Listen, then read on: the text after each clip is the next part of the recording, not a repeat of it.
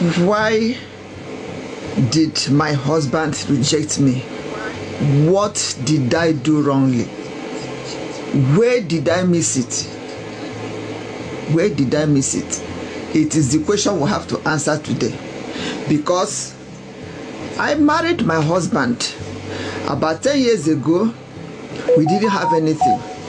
We were just managing, and within the years, luck smiled at us, and we had some resources, we had some changes that made us to change our house, change our vicinity, change vehicles, beef up our standard of living. And just as we are about trying to readjust and start making ourselves happy and start enjoying our marriage, calamity struck. Yes, it was on a fateful night.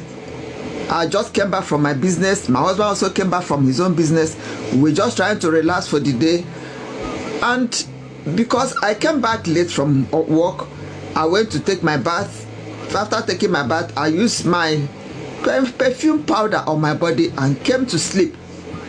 Within 1 hour, 2 hours of lying down, we had a bang at the door.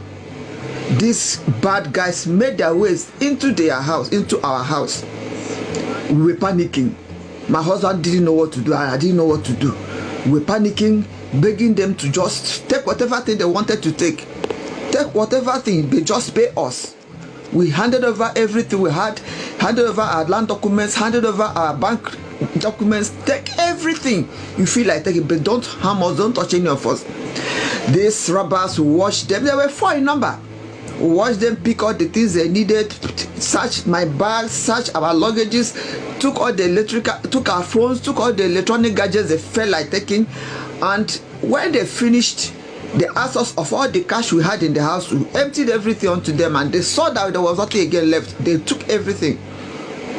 Just as they were going, the leader of the gang of 4 looked at me and said, that they hadn't had enough, that they felt they could have more, that we didn't have enough, they didn't make much, it was little, what they had from us was too little, that they didn't want to go that way, they were not satisfied.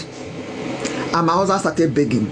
We all knelt down, started begging them, with our head bent, with our face on the ground, begging them to take whatever thing they felt. If there was anything more they wanted, they should take, or only that they should not harm us, they should not hurt us. And so the leader of the gang, with my husband's head bent and with a gun pointed at his head, he called me to come. When I saw the posture, I had to go to him. Because of the powder I had just rubbed on my body, I said I had just finished taking my night bath. So he perceived it. I said, that the perfume I had on my body was scenting very well.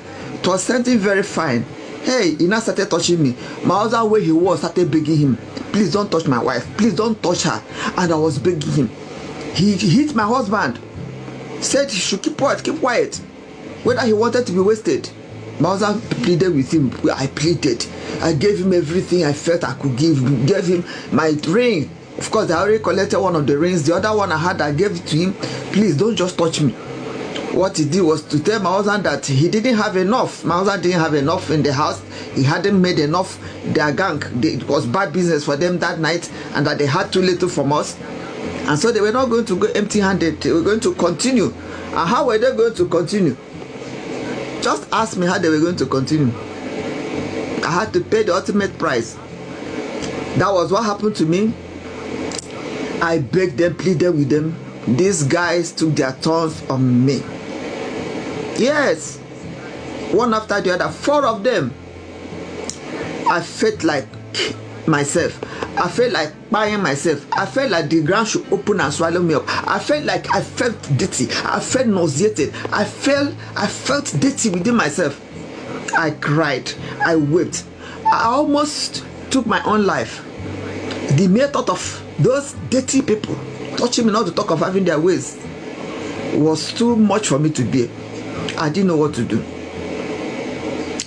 At the end of the day, I had to take consolation in the fact that I still had my life. And we managed. The following day, I went to the hospital, took all the medical tests, Luckily, I was certified fit. But of course, because of the HIV status thing, I was told to keep on repeating until after 6 months. That's when I was supposed to be given a clean medical bill after 6 months. That was what I did. But then every month I went for a test. Every month I kept on going for this test for the whole 6 months. I made it a point of duty to be going every week, every month to run the test. And you know what happened? Right after that day, my husband took his things out from our room and went into the guest room. Yes, he moved out from our room. I went to the guest room. What was your reason? Said I was dirty. He was irritated. I was nauseating him that he couldn't remove when the robbers bent his head down, when they pointed that gun on him, that he was able to raise up his head and he saw them having their thorns on me, and that thought was still fresh. The sight was fresh in his mind. That was why he didn't know what to do. He was feeling dirty. I was dirty. He couldn't stand my sight. He couldn't stand the idea of me even being in the same room with him. That was why he left the room to the guest room. I said, okay. After every month, I will take a clean slate of bill to show him. I will take this here away. I don't want to see. After every month, when I come back from running the regular test, I will show him the report and say that I've been certified. Okay. He was always saying that he wasn't interested. That wasn't the issue. The issue was that the picture was still too much. It was still fresh in his mind, and he wasn't going to be able to accept me back. I kept on managing. I continued with my business, my normal life. And do you know what this guy started doing? Do you know what he started doing? It wasn't my fault. I wasn't the faulty one here. I wasn't the guilty one. I wasn't the one that didn't have enough money for the robbers to go with. I wasn't the one that made the robbers to be dissatisfied and feel like having more. That made them to feel that they didn't have enough from us, and so they wanted extra. I wasn't the one. It wasn't my fault. But do you know what happened? My husband, as he went into that visitor's room, he made it a point of duty to be coming with every night. He will come with a new girl. Every night he will come with a girl. The annoying thing, apart from that, it was that the food I would have made, he will now go through the kitchen. He will go into the kitchen and pack the food I made to go and give her his concubine or his visitor. He will go to the kitchen and pack the food I made by myself to go and host his guest.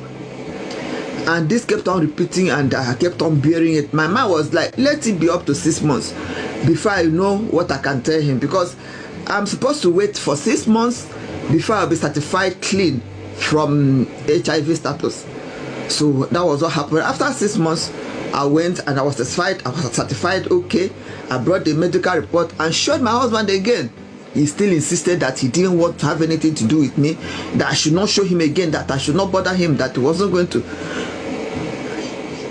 So I now knew that he had made up his mind not to have anything to do with me again. I pleaded with him, begged him, did everything I knew I could do to make him change his mind. He still kept on saying that he was still remembering how those robbers had their thorns on me, and that he wasn't able to have anything to do with me.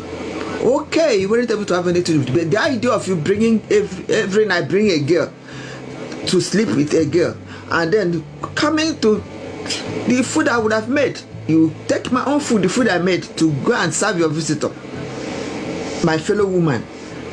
That thought was killing me. But what did I have to do? I had to persevere. I kept quiet. It continued until, meanwhile, when I was in my shop doing my business, there was this guy that started talking to me. He came and he would buy things from me. He would not collect change. I would want to give him his change. He would say, no, I should keep it. It was nice. Always offering me an listening ear. I was able to pour my soul to him, tell him what I was passing through, and he opened up to me what he was passing through too. He was married, happily married to his wife. He bought the wife a car. One day when the wife was practicing with the car, he doesn't know what happened. The lady ran into a moving trailer, and that was how the lady passed away. He lost his loving wife, and since that time that life has not been easy with him, that he was missing his wife so much. I empathized with him and I told him to take her, and he was nice to me, and along the line he told me that he saw me, he liked me, and that he would want to have a relationship with me. I said, but I'm married. He said yes, he knew I was married, but that way he had to say what he felt like.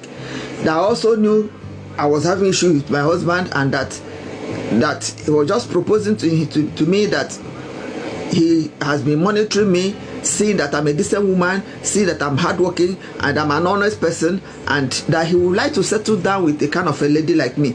That if I wouldn't mind, that he would be ready for me, he'd be waiting. That anyway, he was going to be around waiting for me until I make up my mind, or until I start out with my husband, that he was going to wait.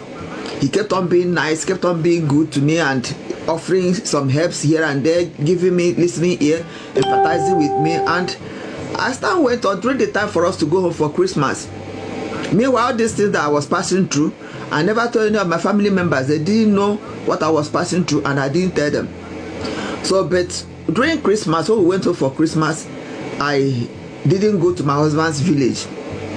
I rather moved straight to my own village. Yeah, I was there, and along the line, I now opened up to my family members, told them everything I was passing through, everything that happened. They were shouting, say, why didn't I tell them all these things all this while? I said, well, my husband also even warned me that I should make sure I don't tell anybody, that it was derogatory, it was undignifying, it was scandalous for people to know what robbers did to me. I should make sure I didn't tell anybody. And that was one of the reasons why I didn't tell anybody, because he said it was kind of shameful. So I didn't tell anybody. But that since the man had continued disregarding me, disrespecting me, bringing strange ladies one after the other to the house, sleeping with them, and not agreeing to, even when I had presented a clean bill of health to him that I was certified okay, he still insisted, and there wasn't having anything to do. He was being, that she felt, I told them that I felt like spilling the bill, that I wasn't going to keep it secret. That was why I was opening up to my family members. They now said, okay, what was going to happen was that they were going to return the bride price to the man. That if I had told them earlier, they would have done something about it before that time. But since that it was okay, I was telling them then. They now took the bride price and went to return to the family of my husband. It was when they got there that they said that my husband collapsed. When he heard that my family people came to return the bride price, they said he passed on. He was rushed to the hospital.